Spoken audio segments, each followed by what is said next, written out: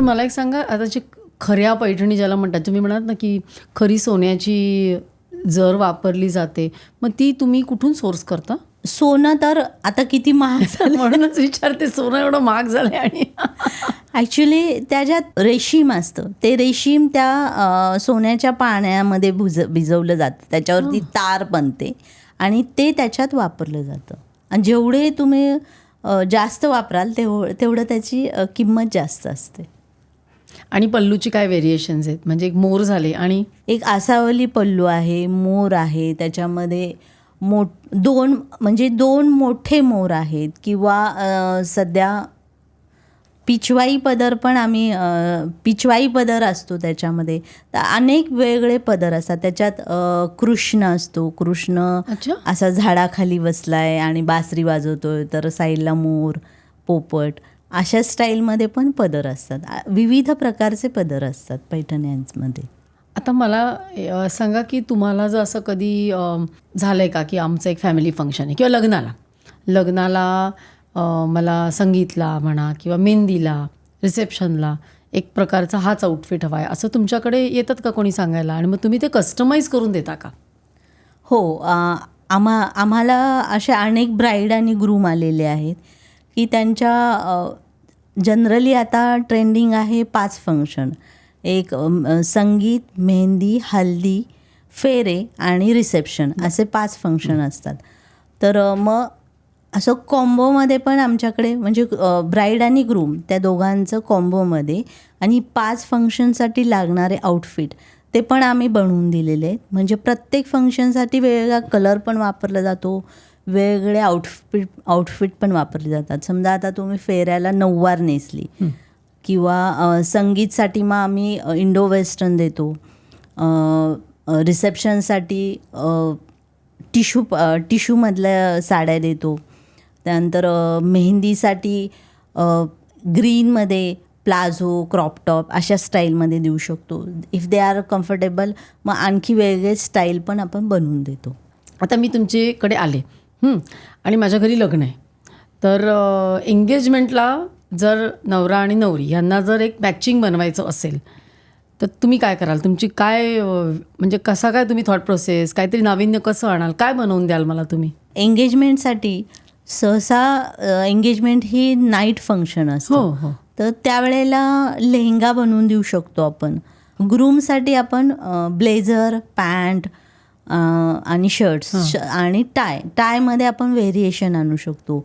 बो लावू शकतो किंवा टाय लावू शकतो, किंवा छोटंसं पिन लावून त्याची एम्ब्लिशमेंट करू शकतो. अशी वेगवेगळ्या व्हरायटी आपण बनवू शकतो एंगेजमेंट. आणि जर हळदीने आपण सुरुवात करूया किंवा आधी मेहंदीने सुरुवात करूया, सो मेहंदीला तुम्ही कोणत्या प्रकारचे आउटफिट बनवाल? मेहंदीसाठी जर आपण म्हटलं तर इंडो वेस्टर्न बेस्ट होतं. त्याला आपण प्लाझो बनवू शकतो. प्लाझो का तर समजा तिला पायावर पूर्ण जर समजा मेहंदी काढायची, तर शी कॅन टेक इट फ्रॉम गुडघ्यापर्यंत ती वर घेऊन ते मेहंदी झालं की ती मेहंदी वाळल्यावर ते खाली पण, म्हणजे तसं ती. आणि कधी कधी पूर्ण हातभर पण असते. आपण मग ते पूर्ण हातभर असते तेव्हा आम्ही स्लीवलेस क्रॉप टॉप देतो किंवा स्लीवलेस टॉप देतो. आणि हल्ली मेहंदीला नवरा आणि नवरी दोघांचं असतं. हो, त्याला पण असंच तुम्ही कुठल्या प्रकारे द्याल? त्याच कलर मॅचिंगमध्ये द्याल की कसं द्याल? त्याला आम्ही कॉन्ट्रास्टमध्ये देतो. जर समजा तिला ग्रीन दिला तर जनरली ग्रीनला white is a best option, आणि तो चांगला पण दिसतो त्या फंक्शनसाठी, मेहंदीसाठी. आणि संगीत हे हल्ली फार मोठं असतं. संगीतला बरेच येतात, त्याच्यासाठी बरेच रिहर्सल्स चालतात. मग संगीतला काय घालावं लोकांनी? संगीतला लोक एकतर फिश कट गाऊन पण जातो त्याला. अच्छा. तर जर ती ऑफकोर्स ब्राईड स्लिमच असतात, तर त्यांना ते फिश कट गाऊन सुंदर दिसतात, किंवा फिश कटमध्ये लेहंगा सुंदर दिसतो, गाऊन सुंदर दिसतो. त्यानंतर आता सध्या ट्रेंडिंग आहे मोठं जे वर्क असतं, म्हणजे हेवी 3D वर्क म्हणतो, ते पण सध्या खूप ट्रेंडिंग आहे. 3D म्हणजे काय? 3D म्हणजे 3 अशा पाकळ्या करून त्या एका, म्हणजे त्याचे कट करून मग त्याच्यावर ते फूल, म्हणजे 3D इफेक्ट दिला जातो, ते बाहेर दिसेल असं. तर असे पण सध्या खूप क्रेज आहे. त्याचा पण लेहंगा वापरला जातो. आणि नवऱ्यासाठी ग्रूमसाठी आपण मोस्टली ब्लेझर किंवा मग इंडो वेस्टर्न शेरवानी अशा स्टाईलमध्ये पण देतो. संगीतला किंवा मग मिरर वर्कमधली कुर्ता, त्याच्यात मग डिफरंट कलर शेड्स. मग कुर्त्याचे पण वेगळे स्टाईल की जॅकेट त्याचं वेस्टर्न स्टाईलमध्ये, अशा वेगवेगळ्या स्टाईलमध्ये आपण देऊ शकतो किंवा दिलेले आहेत. आणि मग जर म्हणजे महाराष्ट्रीयन लग्न असलं तर मग सकाळच्या वेळी सगळे विधी वगैरे असतात, तेव्हा मग काय साडीच नेसतात? हां, विधीला आत्ता सध्या नऊवार साडीची फार ट्रेंड आहे. आम्ही म्हणजे नऊवार ब्राईट कलरमध्ये पण छान दिसते, पण पेस्टलमध्ये पण छान दिसते. तर अशी एक पेस्टलमधली नऊवार स्टिच टिश्यू फॅब्रिकमधली आम्ही बनवून दिलेली आहे. त्याचा पण लूक खूप छान दिसतो. म्हणजे मग अशा वेळेला साडीचं ब्लाऊज कसं असलं पाहिजे? जेव्हा तुम्ही साडीचा ब्लाऊज हा हेवीच असला पाहिजे. जर ती ब्राईड आहे तर तो हेवीच असला पाहिजे, तरच तो लूक येतो.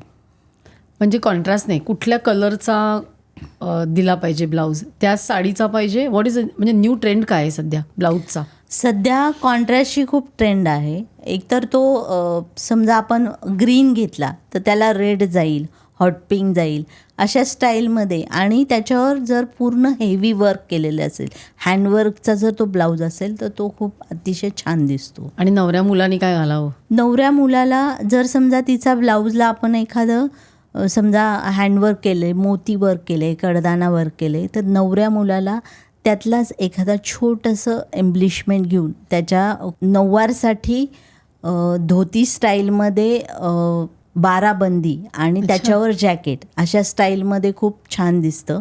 तर त्यातलं थोडं एम्ब्लिशमेंट नवऱ्या मुलाच्या त्याचं जे जॅकेट असतं त्याच्यावर, त्याला काय म्हणतात? ते ब्लेझर स्टाईलमध्येच येतं, शेरवानी. तर बाराबंदीवर शेरवानी स्टाईलमध्ये जॅकेट देतो आम्ही आणि नवऱ्या मुलीच्या हँडवर्कमधली एम्ब्लिशमेंट त्याच्यावर करून देतो. मॅचिंग होतं, मॅचिंग करून देतो. आणि मग लग्नाच्या रिसेप्शनला मोस्टली मुली गाऊन घेतात किंवा साडी नाही नेसत. साडी पण नेसतात. टिश्यूची साडी मोस्टली चांगली दिसते. त्याच्यामध्ये वेगवेगळे कलर आहेत. त्यात रेड आहे, हॉट पिंक आहे, किंवा मग काही मुली ह्या मेटॅलिकमध्ये जातात. मेटॅलिकमध्ये डिफरंट शेड्स आहेत. मग त्याच्यावर पूर्ण हेवी वर्क असतं आणि ब्लाऊज हा हेवीच असतो. मग सध्या ब्लाऊजमध्ये ट्रेंड स्लीवलेस आहे, म्हणजे लग्नासाठी नाही म्हणत आहे, स्लीवलेस आहे म्हणजे काय 2/3 आहे की लॉंग स्लीव्ज आहेत? हे डिफर करतं. काही जण फुल स्लीव्जमध्ये कम्फर्टेबल असतात, काही जण स्लीवलेसमध्ये कम्फर्ट होतात. जर स्लीवलेस जायचं आहे तर इवन काही जण ऑफ शोल्डरमध्ये पण कम्फर्टेबल असतात. असे पण काही क्लायंट आम्ही केलेले आहेत की ज्यांना ऑफ शोल्डरमध्ये विथ द हेवी हँडवर्क आणि डिझायनर आउटफिट पाहिजेत. असे पण आम्ही आउटफिट बनवून म्हणजे दिले. पूर्ण आउटफिट त्याचा बनवायचा, पूर्ण outfit with the off shoulder blouse आणि ड्रेप साडी असे आम्ही बनवून दिलेले. ही क्लिप शेवटपर्यंत बघितल्याबद्दल खूप खूप धन्यवाद. संपूर्ण एपिसोड बघण्यासाठी खाली दिलेल्या लिंकवर क्लिक करा आणि सर्व काही चॅनलला सबस्क्राईब करायला विसरू नका.